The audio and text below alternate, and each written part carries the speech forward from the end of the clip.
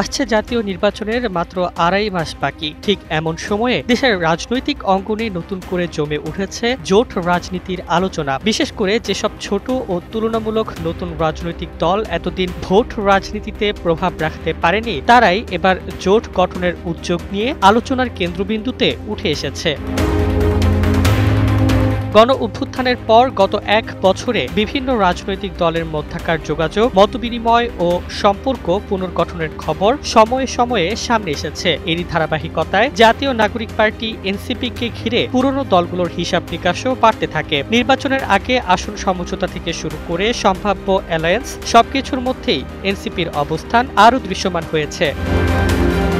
ইতোমধ্যে রাষ্ট্র সংস্কার আন্দোলন, এবি পার্টি ও ইউনাইটেড পিপলস বাংলাদেশ সহ মোট ৯টি রাজনৈতিক দল আলোচনায় বসেছে।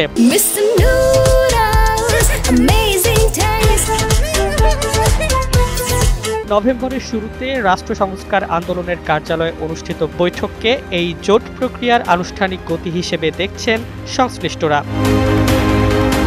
রাষ্ট্র সংস্কার আন্দোলনের সভাপতি হাসনাত কাইয়ুম জানান, অভ্যুত্থান পরবর্তী নতুন রাজনৈতিক কাঠামো গঠনের অঙ্গীকারেই এই জোট উদ্যোগ, যেখানে বিএনপি জামায়াতের বাইরে থাকা শক্তিগুলো এক মঞ্চে আসতে চায়। গণ অধিকার পরিষদের সভাপতি নুরুল হক নুরও আলোচনায় অগ্রগতির কথা নিশ্চিত করে বলেছেন, চূড়ান্ত সিদ্ধান্ত যে কোনো সময়।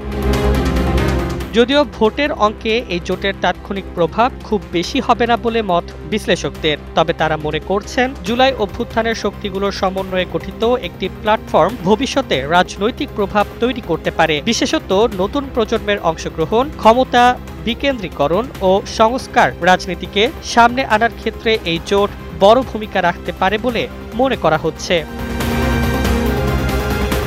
বিশেষত নতুন প্রজন্মের অংশগ্রহণ, ক্ষমতা বিকেন্দ্রীকরণ ও সংস্কার রাজনীতিকে সামনে আনার ক্ষেত্রে এই জোট বড় ভূমিকা রাখতে পারে বলে মনে করা হচ্ছে।